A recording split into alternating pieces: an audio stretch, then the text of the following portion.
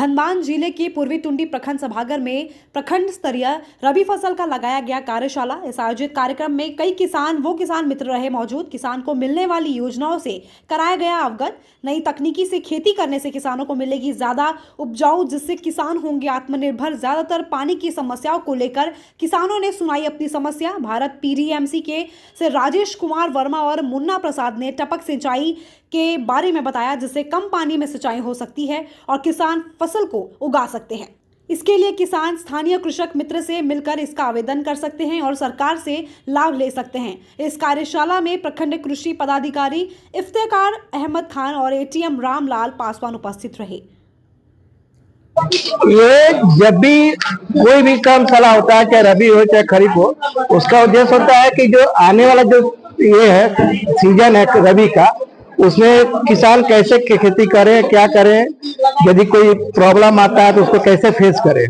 मेरी यही मकसद होता है कि उनको पहले ही से तैयारी करनी है खेत की, कौन सा उपज लेनी है, कहाँ लेनी है, उसके लिए कौन सा इन्वायरमेंट, इसके चलते हम लोग किया जाता है। इस मतलब में नई तकनीक किसी का क्या प्रशिक्षण दिया गया?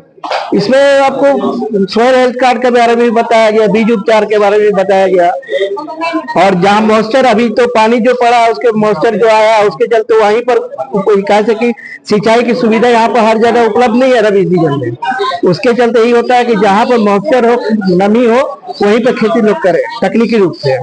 फसल सुरक्षा के संबंध में क्या क्या जानकारी देगी?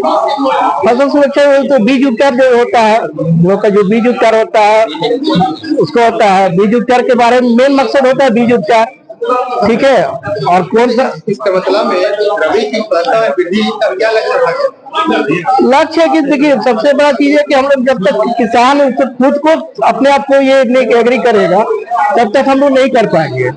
किसान सरकार सभी सुविधाएं दे रही है आपको, बीज से लेके चाहे अनुदान पे हो, चाहे टपक सिंचाई पीडीएमसी के द्वारा, चाहे सॉइल हेल्थ कार्ड का है। किसान को खुद भी जागरूक होना जरूरी है। जब तक वो जागरूक नहीं, फसल के लिए क्या क्या अनुदान पे आया है, कितने राशि किसानों को देंगे? अभी जो है ना, अभी जो पैक्स में हो या इस बार हम लोग निजी विक्रेता जो है उनको भी दिया गया 50% अनुदान पे, जिसमें गेहूं है, चना है, सरसों है, ये सब दिया गया है। सरसों, गेहूं और चना दोनों में ही 50% किसानों को देना? हाँ, नहीं तीनों में है। तीनों में देना। हाँ, फिर प्रत्यक्षण के लिए भी बीज आया है। अभी यहाँ पर तो ये नहीं हुआ है, कैसे कि आने वाला है प्रत्यक्षण के लिए, जो कि वो आपको 100% अनुदान पे होता है। और उसके लिए वही है कि किसान को एक क्लस्टर में लगाना है, ठीक है। क्लस्टर में कम से कम ये होना चाहिए कि कम से कम 10-15 किसान मिलकर एक जगह लगाए। लगभग गेहूं की रेट क्या पड़ेगी, कैसे क्विंटल पड़ेगी? अप्रोक्स 20 रुपीज था अनुदान वाला। इसका मसला में किसान की तरफ से क्या क्या समस्या है? समस्या तो वही है, मेन चीज है यहाँ सिंचाई की बात करते हैं। दूसरा चीज है कि बाढ़ का बोलते हैं, तो बाढ़ का अभी तक हम लोग इसमें कुछ नहीं कर पाए हैं, क्योंकि बाढ़ का ऐसा कुछ प्रावधान आया नहीं है।